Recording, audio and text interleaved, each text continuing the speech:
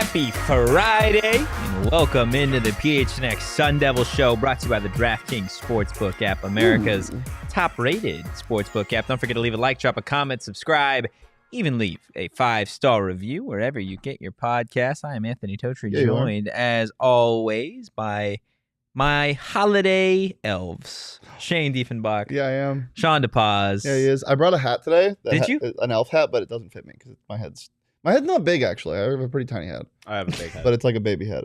You have a baby head? No, I have a big head, but it's a baby hat. Baby elf hat. You should have. Is it in your car? No, it's in. Oh, I don't know why I'm not wearing it. Well, do you have a tiny head? I don't know, but I feel like I have a tinier head than you. No, not yet. I feel like I've got a tinier head. We'll see if it fits at the end of the show. At some point, we'll see if that works. Shawn, how you doing, man? I'm all right. I'm a little conflicted. Yeah? My computer's not working, but the D-bats just made an awesome trade, so... So you're all right. I am middle of the road right now. Okay. Well, we've got a lot to get to today. Kenny Dillingham, we got a special Hot or Not for you guys as well at the end of the show. But before we get into all of that, we're going to bring in the one, the only, the Ralph Amsden, publisher at ArizonaVarsity. What? What? The Ralph Amsden. Yeah. The one and only. How you doing, man? I'm just enjoying the intro. How are you guys? Fantastic. Fantastic, because Arizona State football has got themselves a recruiting class. They've got themselves a transfer class. ASU basketball, on the other hand, we'll get into that. That was something the other day. What'd you think? They're cycling out like 50% of the roster in one day. I've never seen anything like it. It kind of ebbs and flows. There's always these adjustments to how people are brought in. And when my job was never easier than when they split the signing days. And that first year, you got about half of the players you were going to get right up front, and then the other half later. And so the work was almost cut in half. And then you could do so much more preparation for who they were going to go after for the February signing period. This is the opposite of whatever that is. I think as of a minute or two ago, we're at like 32 new players on the roster. Most have been announced, and it's a completely different team. It's like shaking up the Etch-a-Sketch and starting over again. And so I feel like I have a decent enough grasp on what's going on, but like I also have never felt more lost than I feel right now about knowing what the dynamics of this team are going to be. It's helpful that I covered a lot of them in high school, but I don't know if you guys experienced this, the like 100 pounds that I gained from 18 to 20, but you change a lot. Yeah. After you're finished up with your prep stuff. So some of these guys have just been in waiting at other schools, and it's going to be interesting to see if they are going to be contributors or if maybe some of the love for the game fell off. They're just trying to get closer to home because the food's better than in Provo, Utah, you know? So I'm really interested to see what happens, but it is a completely different team. Yeah. Do you think that it being a completely different team is almost better than having, what you had last year with recruits from the old coaching staff? When it comes to a completely new staff, is this something that you think can help Kenny Dillingham build the culture that he wants to?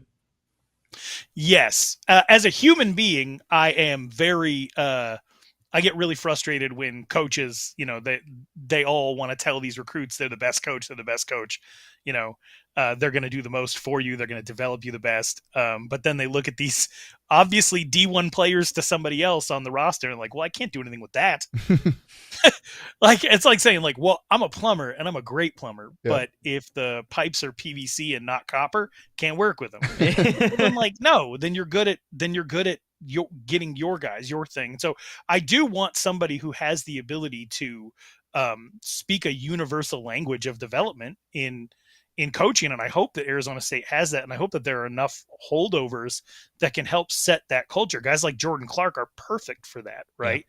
Yeah. But at the same time, it goes both ways. The players want to feel comfortable. They want to feel like they're being prioritized and that they are on the mind of the coach that, of the coach that's bringing them in or the coach that's coming in. Nothing feels better than being wanted. As a host of a show, or like whatever it is, nothing feels better than being wanted. And so a lot of these kids, after a couple of rough years of just kind of whatever was going on in Tempe, it was nothing positive. They're just they want to go through that process. They want to feel wanted. And so sometimes it's good to have that cycle out, but I do want to stop short of saying it's toxic, to just have old regime guys in here, because what you want is you want a coach that can come in and say like, no, I'm going to make something of the players that were there. That's what you want. And I think that Kenny Dillingham and his staff, they can do that. Yeah. I'm curious, like, I believe 11th ranked recruiting class in the conference.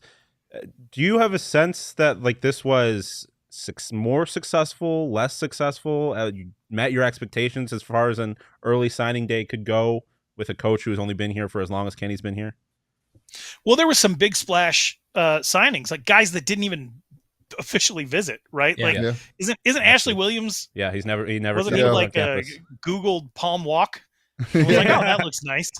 It's nicer than where I'm at in December, and he's coming over. That I actually talked to a recruit out of Tennessee who committed to ASU on the spot after Googling Tempe, Arizona. Wow, let's go. Cheat code. His name was Daryl Middleton. But so, I mean, I guess it met my expectations as far as knowing who Kenny Dillingham is, knowing who Charlie Regal is, knowing the staff that they brought in and the assistants. You knew that they were going to be able to do something, right? You knew that they weren't out of college football for 30 years and out of football altogether for 9 years. Yeah. They have all been working in this industry diligently to put themselves in a position to even be considered to take the Arizona State job. So, they know what they're doing in recruiting. And I would say that my expectations were met.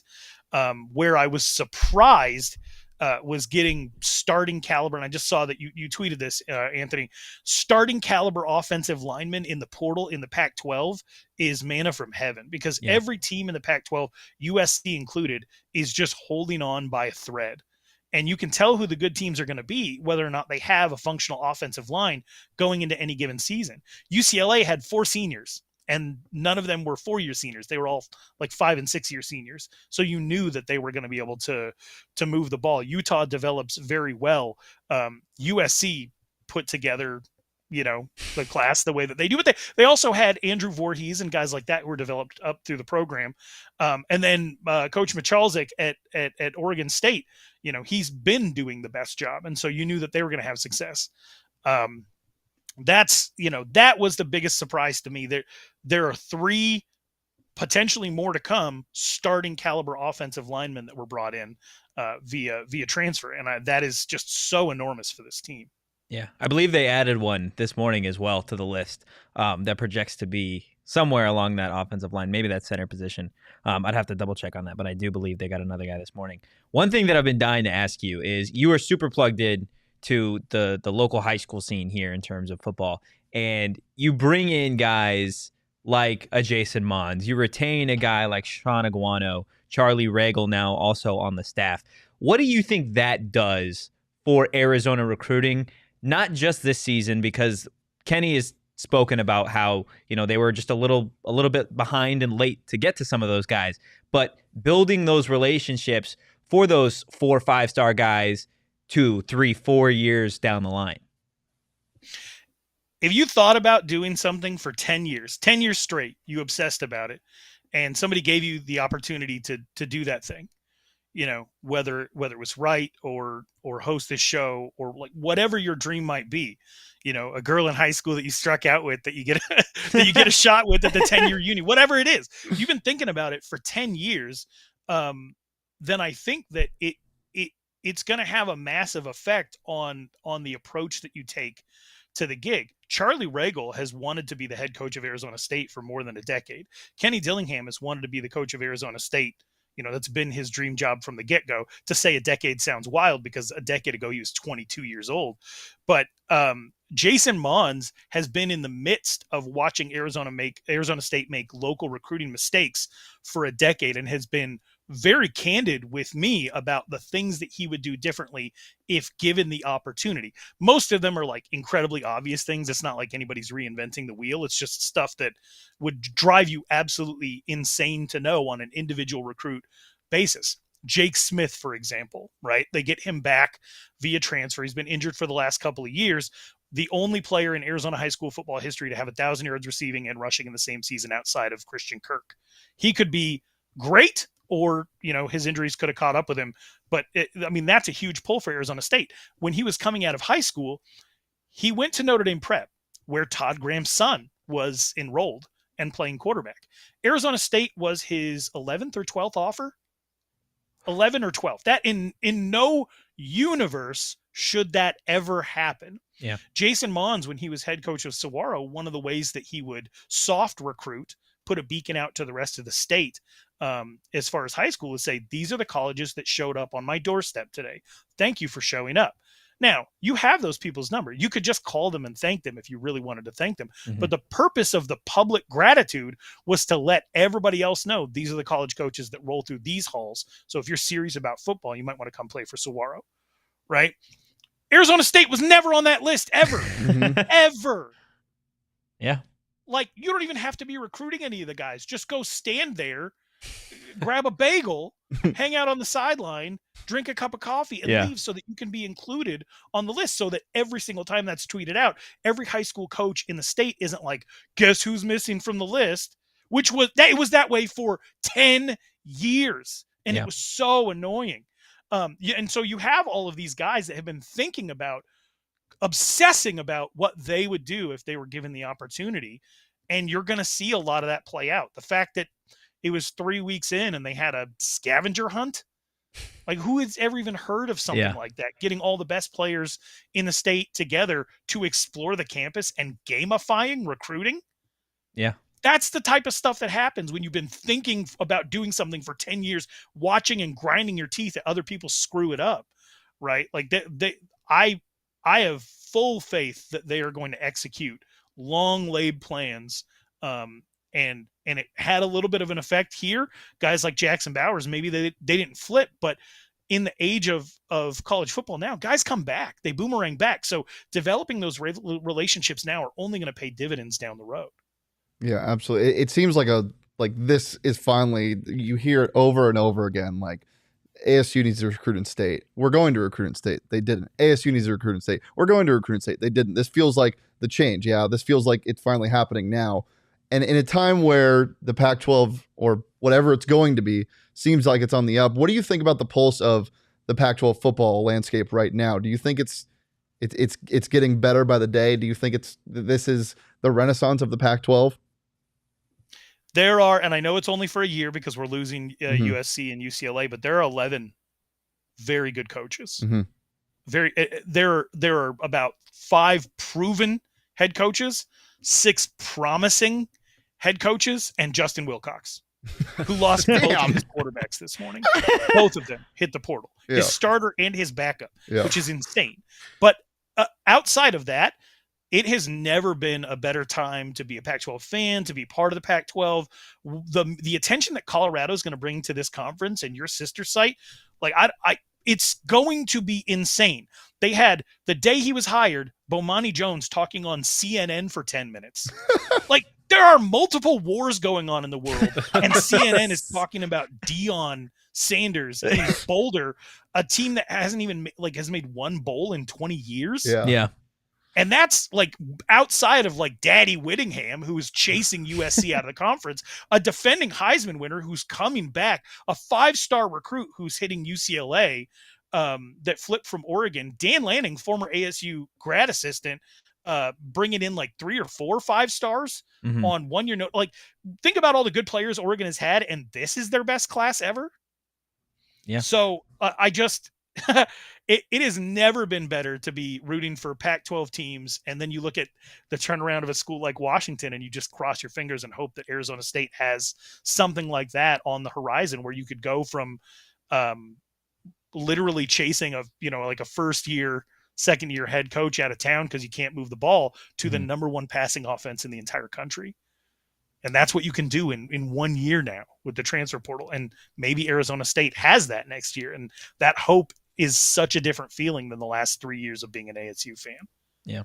I mean, a lot gets made of like, recruiting in Arizona, and the haters, of which there are many, like to say that like you can only be so successful recruiting, like focusing your recruiting in Arizona. How like what do you think, I guess, the ceiling is for a program that is as focused on in-state recruiting as ASU seems to be? Well, it's more about staying out of the basement, right? Yeah. So your neighbor, maybe you get along with them, maybe you don't. But when you see them walk out the front door, you should probably wave, head nod, acknowledge them, right? Probably. Ignoring them is not going to do anything positive for you. So you should just at least keep up appearances. Give them a wave. Live your own values, right? Like, what you should not do is give them the finger. Like, that's going to create massive grief. Like, you're creating grief for yourself. Yeah. So maybe there's a ceiling to what Arizona State can do in state. Maybe it's true, some of the stuff that people say about 5 stars just wanting to get out and stretch their legs. But how would you know? Like, how would you know if your neighbor's a good person when you see them, you flip them off? Like, you haven't gotten to know them. You've only antagonized them.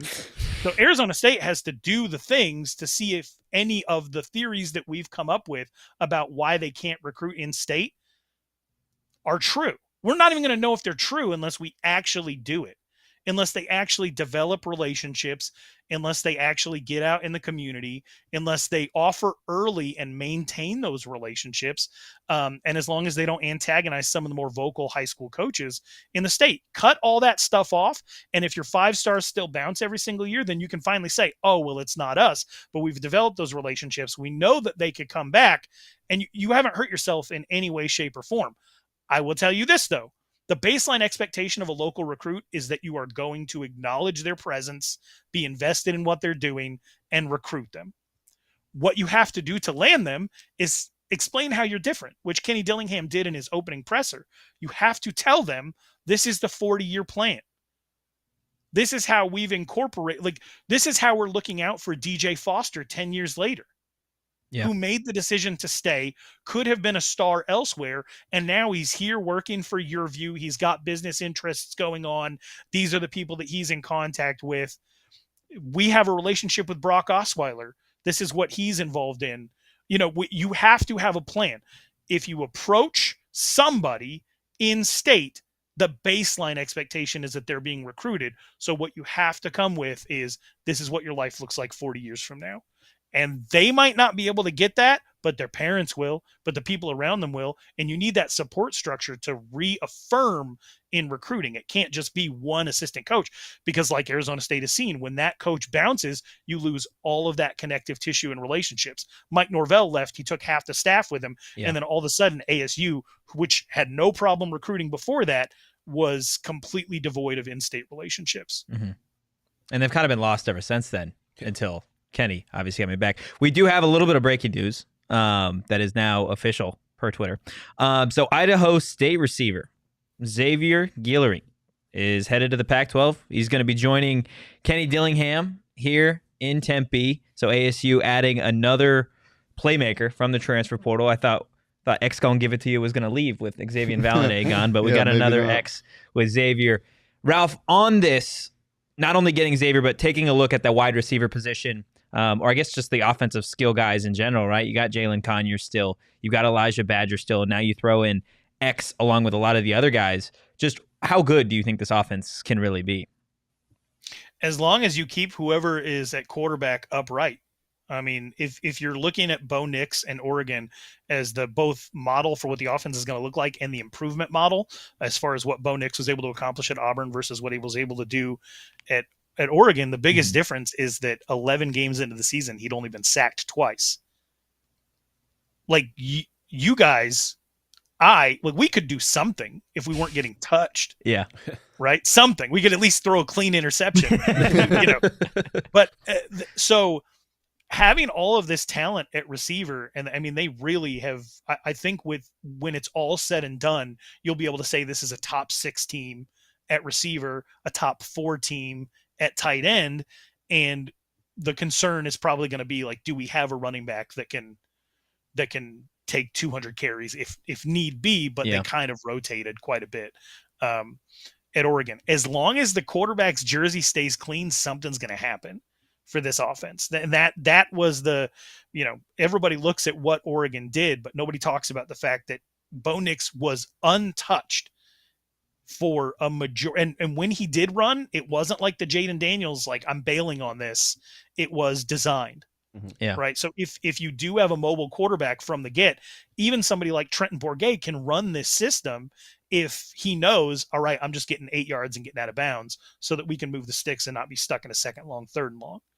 Right. So I don't think that it precludes any quarterback that's currently on the roster, whether it's Jacob Conover or Drew Pine, or, somebody coming up from, I like Bennett Meredith as well, whoever gets this job, as long as they can move a little bit, then, they can make some stuff happen.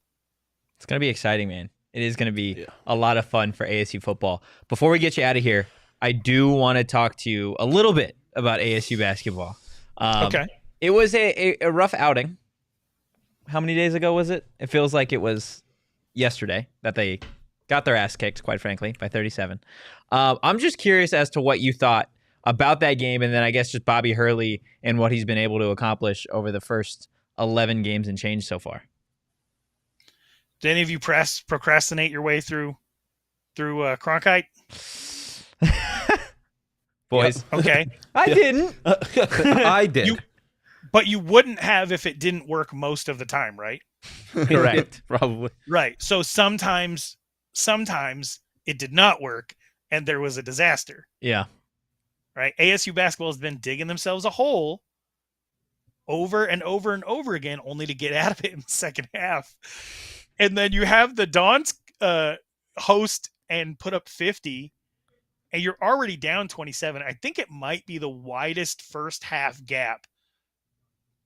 27 points or it's up there. It's top 3 at least of in the Bobby Hurley era, even a wider gap than the Washington State game last year, which was even more miserable. Yeah. But I think it's one of the widest gaps. And then they come out and drop 47 in the second half because they know, like, we can't let up at all. Yeah. Right. So this is not a very good or consistent outside shooting team. Yeah. I think, if I'm not mistaken, I think Devin Cambridge he's not a volume shooter, but he's the only one keeping ASU at this point, like, even in the neighborhood of 32%. Yeah. Right? Yeah. The only really good outside shooting team in the last 5 years that Arizona State has had was when Rob Edwards and Zylan Cheatham were, I think 2018, 2019. Yeah. So you're going to have to overcome the fact that you're not very big and you don't shoot well. So you're just going to have to effort a lot of this stuff out, and you can't do that if the hole is too big going into the second half, right? Yeah. It just doesn't work every single time. Just like procrastinating. It doesn't work every time. It works enough to not fix it unless you really blow up your life. And they kind of blew up their life, and it comes right before the Territorial Cup. It could be the best thing to have happened to them, or they could have just been completely exposed. And I think we're going to have to wait to find out, but it definitely adds some excitement to an already, exciting end of the year game. Yeah. We were talking about it, and the reason why it scared me a little bit, I'm in the count, just flush it. Team got hot, whatever. But the reason why it scares me a little bit is this is kind of Bobby Hurley's team's thing. It's these mental games. If they're not hitting their shots that they normally do, the game is over. In this case, it's now if their defense isn't as incredible as it has been, the game is over. What is your confidence level, not going into U of A, but just conference play in general on this team before and after this game? Well, the conference kind of is an embarrassment right now. Yeah. Yeah. Which you want to be able to take advantage of. Yep. Right. At any time, Oregon could figure things out. So stealing one against them is going to be really important. And then, you're at a point, you've done enough work where if you can finish 2 games above 500 in conference play, then you're going to punch a ticket to the postseason. But you can't have a run where you're losing to, Oregon State and Cal on the road in the same weekend or something like that. So they're going to have to do the Bobby Hurley thing of just splitting, right?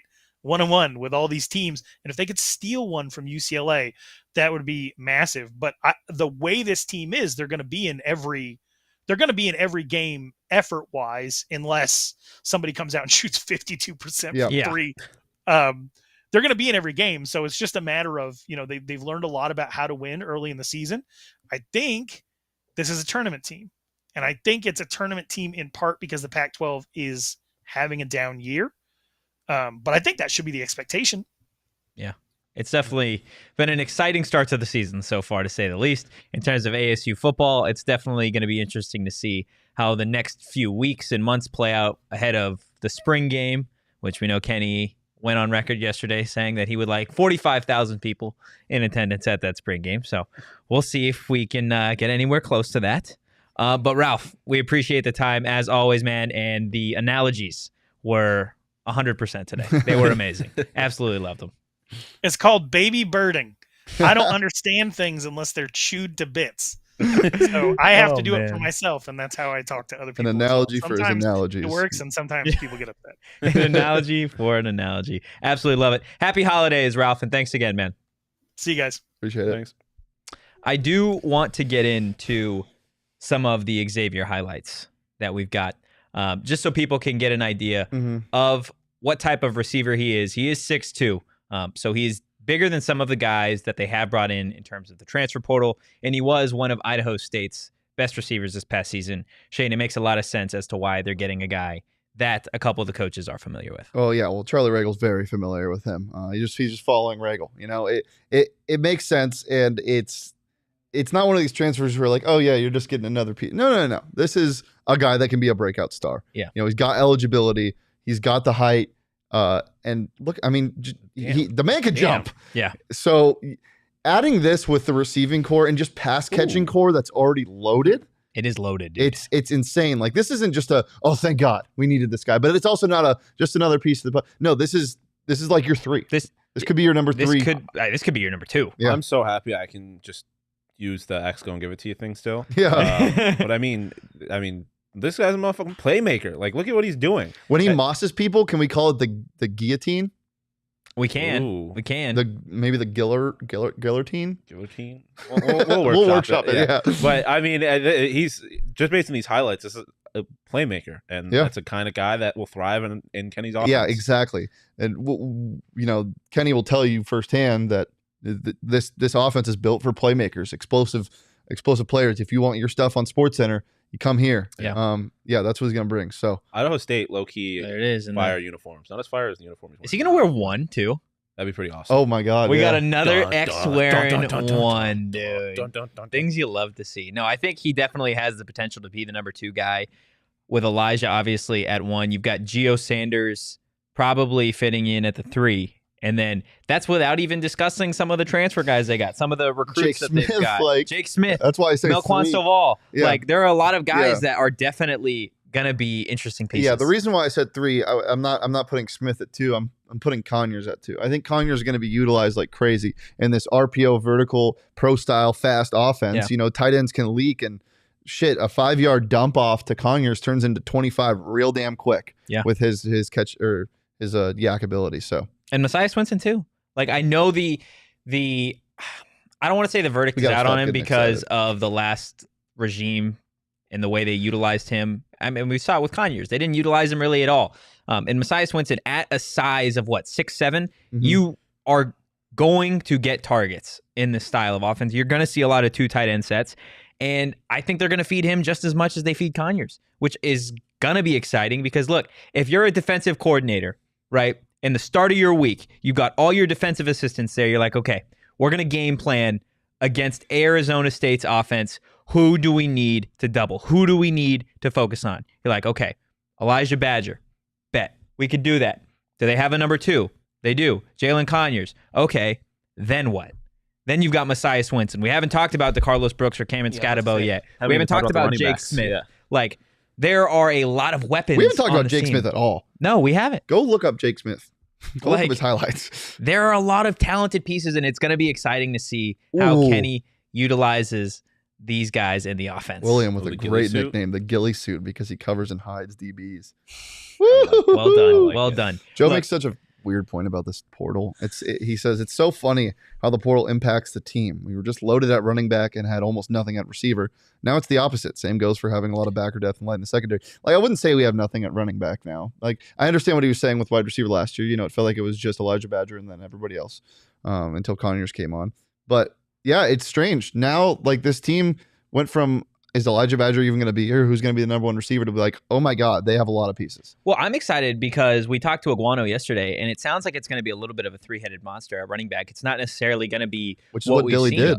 Yeah, we're not going to see what we saw over the last handful of years, right? Where you are just feeding one beast. You're feeding Xavier Valade. You're feeding Rashad White. And then guess what? At the end of the season, that's how you lose a couple guys to the portal. Daniel Ngata didn't get nearly enough carries as he deserved this past season. And look, he left. He's at Washington now, right? We've seen it year over year with these ASU running backs. But you feed a guy like the Carlos Brooks 10 times a game, get Scatabo the ball 8 times a game. And then you still got Tevin White, who Shawn Iguano hyped up a lot yesterday. Sounds like he's going to be a big part of this offense. Like, yeah, I keep forgetting. Like, you don't no need a disrespect bell to Tevin cow. White, but I keep forgetting about it. There's so much going on with this team that, like, Tevin White's supposed to be a good running back. Yeah, for those of you who haven't thought, like, Tevin White, the pulse on Tevin White is good. high, Like, very yeah, high. Like, And I mean, you got like a handful of carries last year, but like they're noticeable.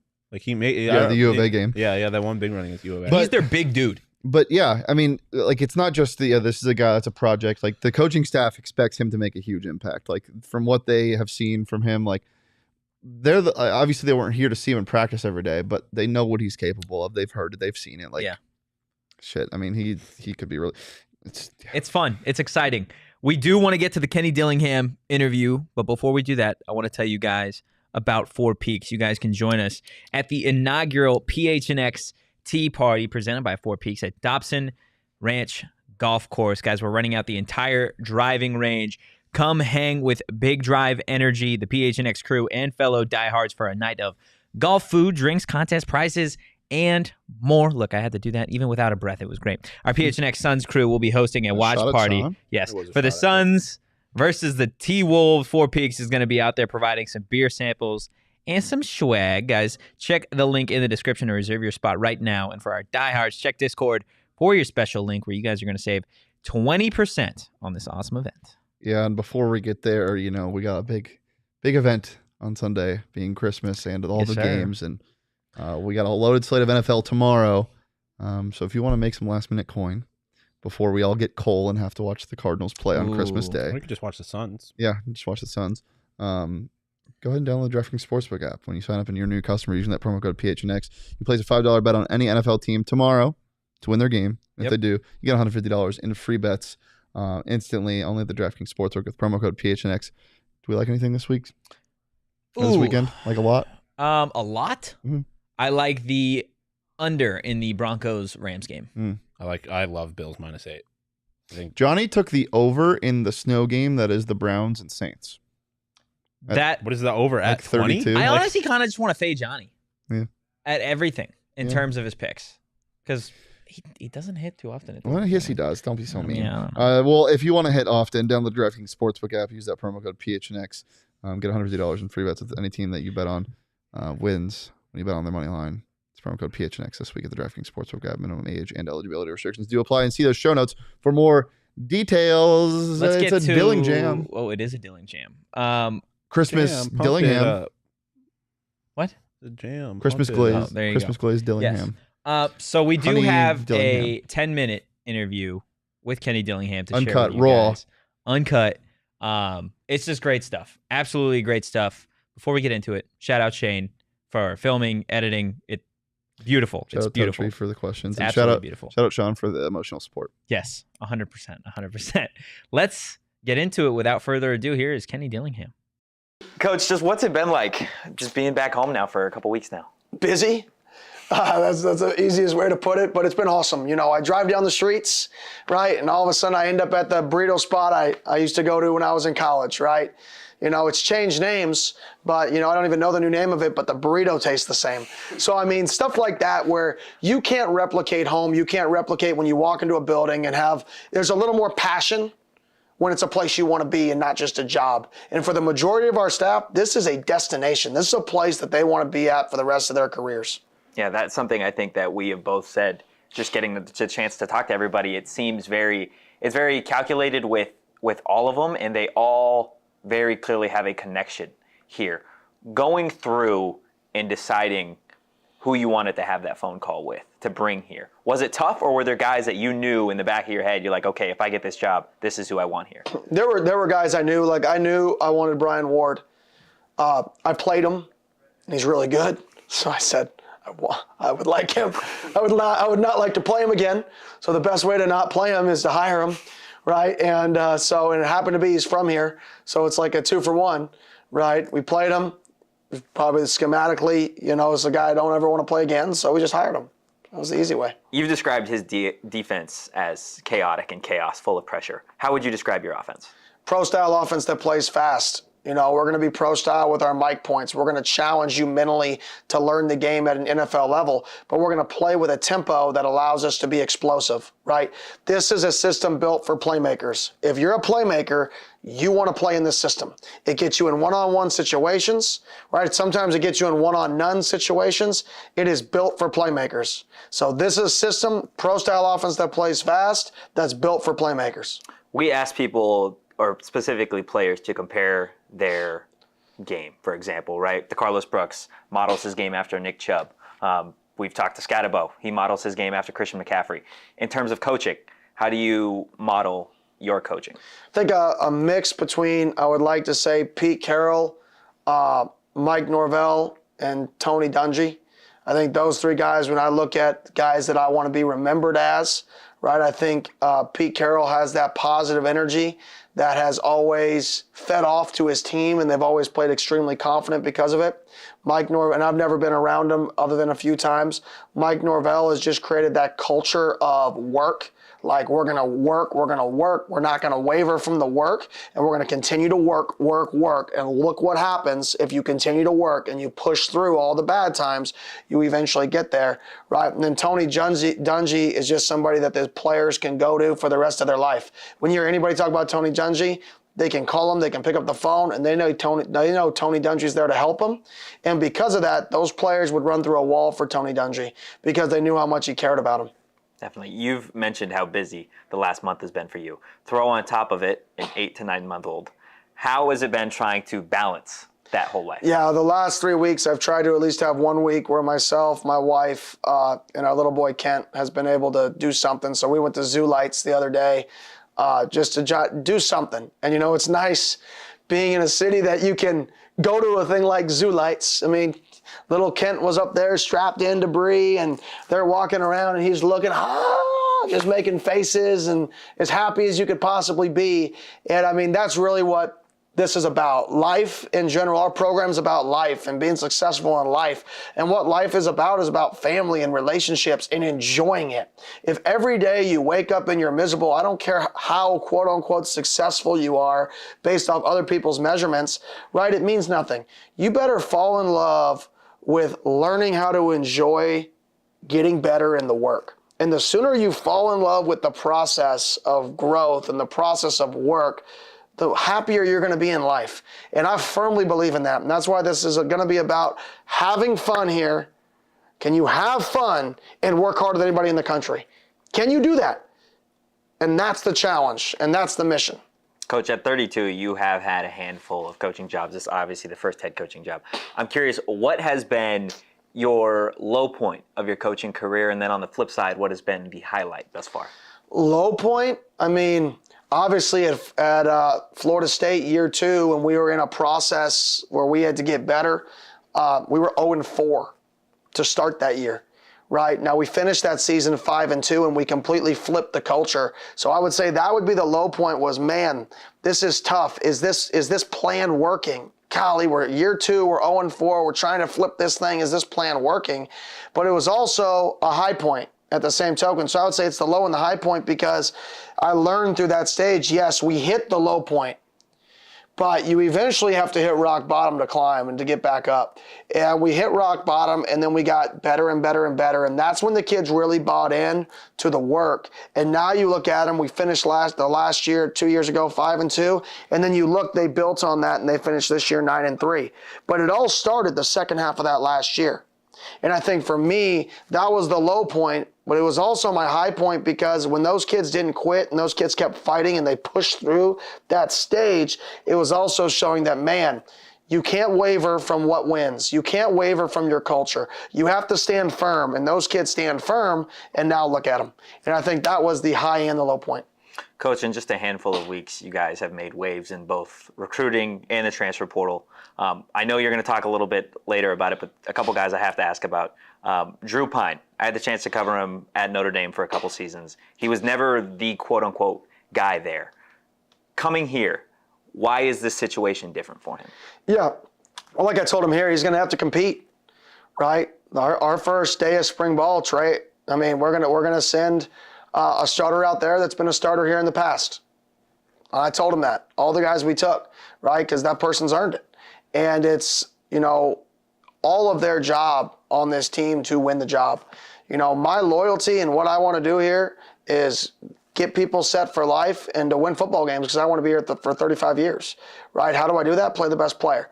I'm always going to bring in a player that I feel can help our football team, but it's their job to win the job. It's their job to prove that he can help the football team. So I would say I see a lot of ability in the guys we've brought in, right? I see a lot of potential, right? I know where they can be, but when we get into the work piece of it, the best player is going to play. Coach, you have coached with some of the best. You've seen some of the best programs. You've coached against some of the best programs, the Alabamas, Ohio States, the Georgias. How does Arizona State get on that level? I think it's commitment. I think it's the commitment, and I use the term activate the valley, and it's kind of like this catchy thing that people are like, oh, what does it mean? I'm just going to hashtag it, though, because it's cool, right? What that means is, like, we have a spring game. We're going to have recruits on campus for the spring game. Are there 4,000 fans in the spring game and our recruits walk in and say, man, this place, does it really care about football? Or are there 45, 50,000 fans in that spring game and we have this beautiful city, we have this beautiful campus, we have an unbelievably, a school that's the second largest in the country where the network for them can help them. And then they walk in and they're like, holy cow, there's 45,000, 50,000 fans here. That's activating the valley. That's bringing people there and being like, man, I can have this college football atmosphere and this. Holy cow. We need that as a staff. And when you really think about the city, right, is 45 to 50,000 people in this city really a lot? It's not. It's not. It's not hard to say we need 45,000, 50,000 people at the spring game. But you know how much value that adds to us at the program? That's what we need. People ask what we need. We need that. We need the butts in the seats, because if we get the butts in the seats and the people around the program to support it, when we get these players in here, we can tell them, see, we care. We care. It matters. And if we don't, then, we're going to do the same thing we've always done, bring kids in, and they're going to say, oh, well, do they really care? I can't be the one who only cares. This city has to care because kids feel it.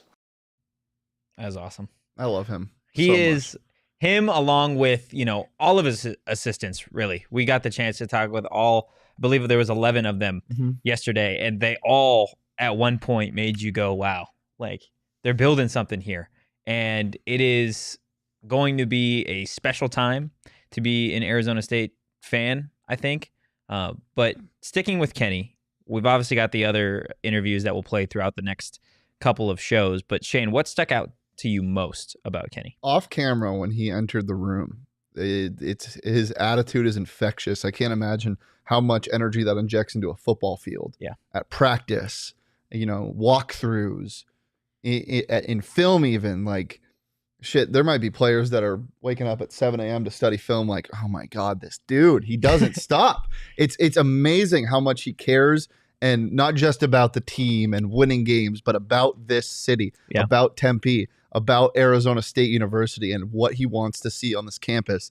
We were talking about how he wants 45,000 people at the spring game. And whether you think that's realistic or not, having a coach that strives to have that as his goal is massive for a university that didn't care, for a university that made us as fans, as people that follow this team closely, be like, what are we doing when we saw the spring showcase that last year? That was one of our biggest gripes. And that kind of set the tone for the season. Yeah.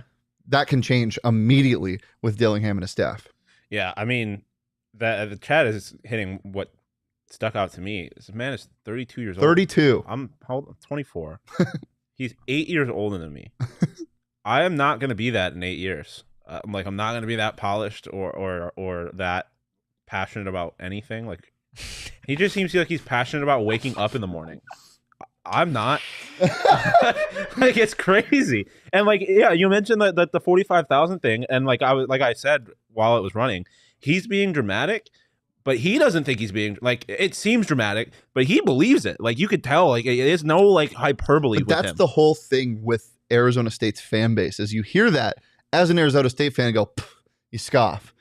That's what needs to change, though. That's what he's trying to do. Show up. He's saying, because it is realistic. When you look at the numbers and you look at how many people go to this school, how many people live in the city, how many alumni there are around the school, and people that still live here, it is realistic. Yeah. But when you're a fan there for so long and you see, people leaving the U of A game at halftime because they're down 7 points or whatever it is, people leaving a Washington game when they came back and won that game, you immediately think there's no way people show up for a showcase. But you can change that, and that has to do with the culture.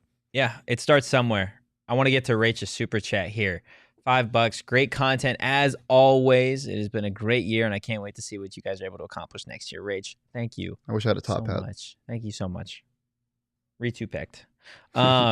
It was getting the chance to talk to Kenny was awesome, because you get to see that it's not an act. Mm-hmm. Like you said, off camera, he's the same guy that he is on camera.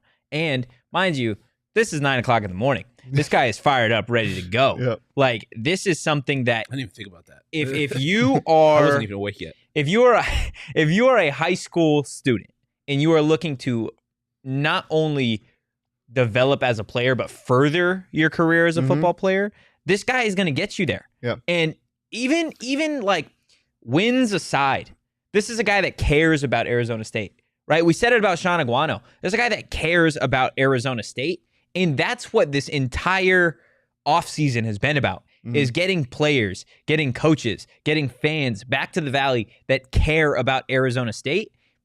And I think they've got a good group. Yeah, and not only care, and it's not just the act of, you come in because Arizona State's right here. It's the selling point of being that legendary, the change. That's what he said when he first came here. The opening press conference, he said, "You can be a legend in Arizona." What Ralph talked about with DJ Foster, it's like, you can be that. That is something that can happen year in and year out.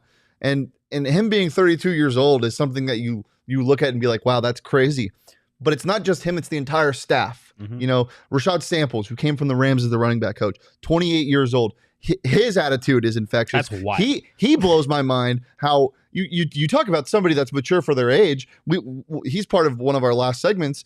He blew my mind with some of the, not just the knowledge of the game, but the passion and how much he's been through already, the experience he has, bringing that to ASU after what he could have a head coaching job in the NFL in 10 years. Yeah. And he wants to come here and make this change. That's the type of attitude and demeanor that Kenny wants here, not just from the staff, but from the players. And it's real. It's not just a ruse this time. It's not just a mask that the new coach is putting on. This isn't a rotation thing. He's showing that this is real, and he wants this to succeed now. I mean, all coaches are going to say the right thing at a time like this, but even if fans don't realize it, they're not stupid. Fans can tell when someone's being genuine. When you have your head coach not knowing what your mascot is in his opening press conference, that's going to sit differently with fans than everything that we've heard from That was Kenny. crazy. So, it is going to make a difference. It's not, obviously you're going to have to perform, but when you talk about something like the spring showcase or whatever, or the first game against NAU, they haven't had a chance to prove anything yet, right or wrong, so you have to support.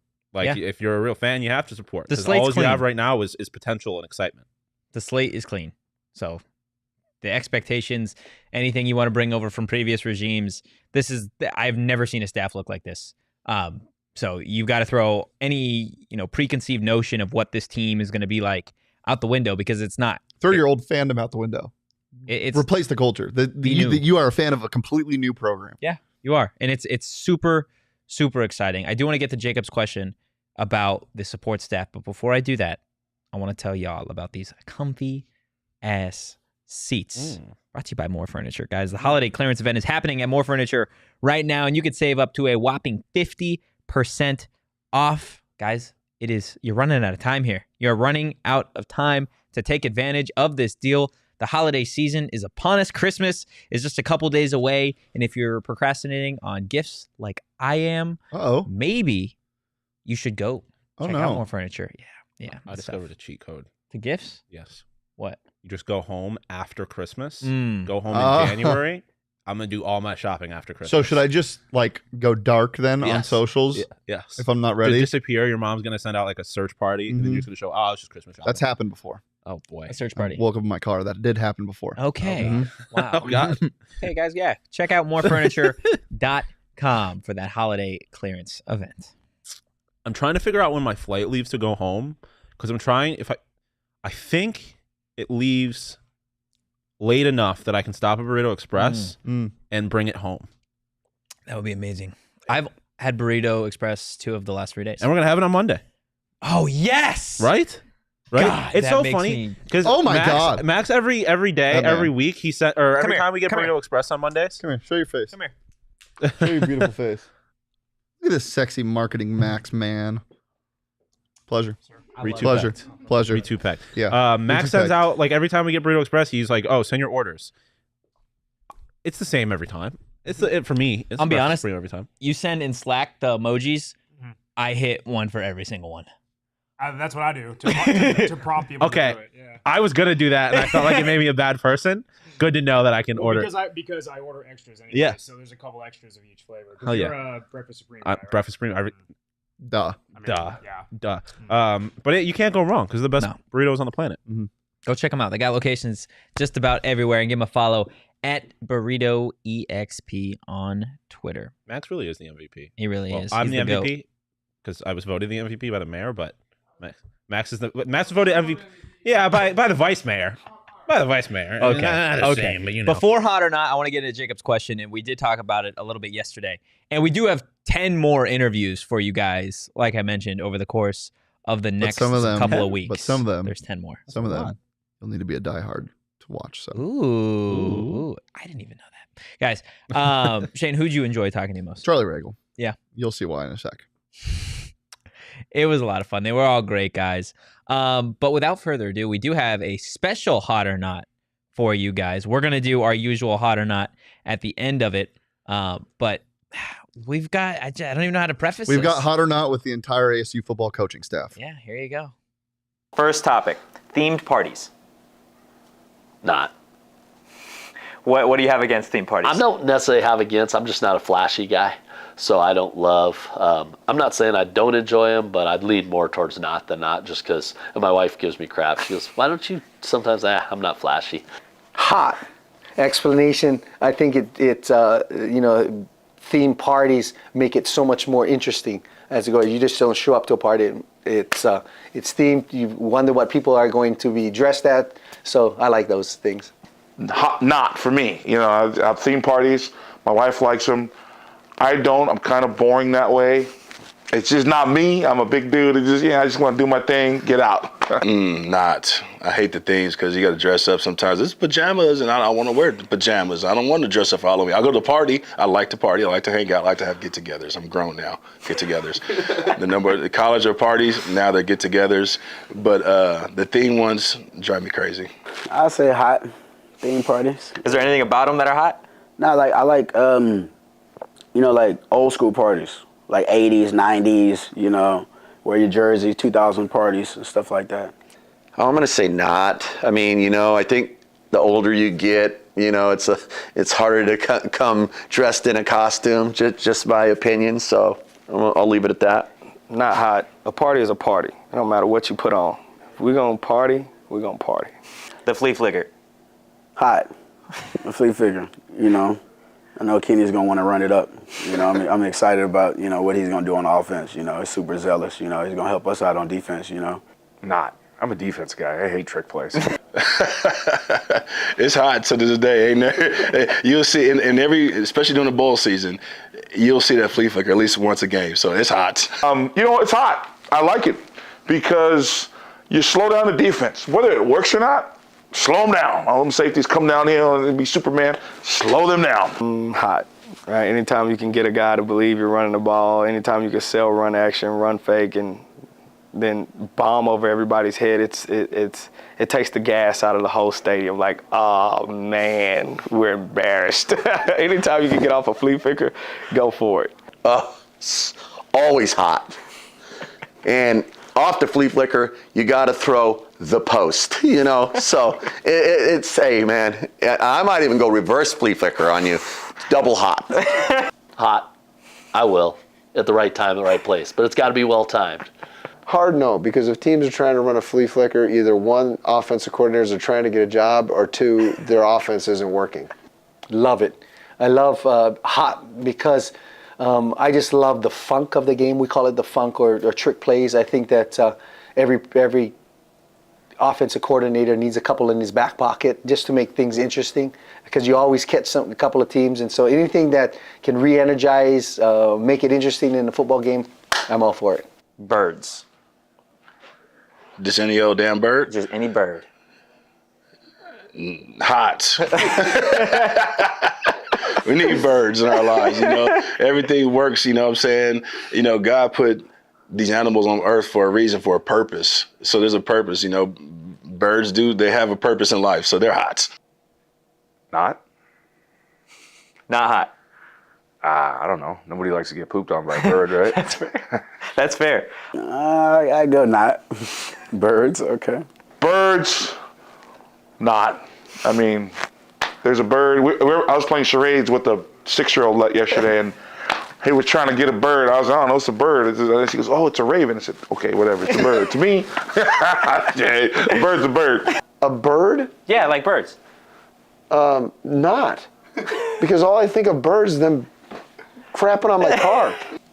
I'll go hot. I like birds, and part of that goes back. My grandma, she was into birds. Not hot. I had never had an interest in birds and sitting in a porch and doing all that. I was too involved in football. Hot. Who doesn't love birds? There's a couple guys on the coaching staff, we could tell you. You know what? Shame on them. Sometimes you want to just take a walk and hear the birds. You know, gather your thoughts. You got to be at peace with yourself. See, those guys are scared of being at peace with themselves, and they hear the birds saying other things. That might be the best answer that we've gotten today. Hear the birds saying other things. That is one of the craziest things I've ever heard. Birds are saying other things. That is hands down the best piece of content that we have ever done. That was absolutely incredible. Guys, that is going to do it for us today. We ran out of time, and there are a lot of other shows that we got to get to today, but we appreciate everybody taking a look at the show today. I know there was a lot of new faces in the chat, so we definitely appreciate you guys. But don't stop here. There's a lot of PHNX shows going on throughout the day. And maybe go grab a bite to eat at Illegal Pete's. Why don't you? We're excited to welcome them to the PHNX family. Check out their location off of Mill in Tempe. Plus, guys, when you purchase $100 in gift cards, you're going to throw in a $25 one on the house. So you're making money while you're spending money. I've been looking forward to eating mine all day. Yeah. They're fueling our power rankings that we'll put out later today. Also, if you're listening on audio and you want to see that full interview, we'll have it up on our YouTube channel and part of it on our Twitter. Yes. Both the Kenny interview and the Hot or Not. But for the rest of the interviews, might be behind the paywall. So become a diehard today. Definitely come be a part of the family. You get a free shirt or hat every year. Access to the premium level diehard content like we'll be producing behind the paywall. And 20% off merch and events like the PHNX Tea Party. So do that. Become a diehard today. Check out gophnx.com/diehard or look in the description. Join the fam today. Woo! Give us a follow, too, at PHNX_Sun Devils. You can follow me at Anthony_Totri.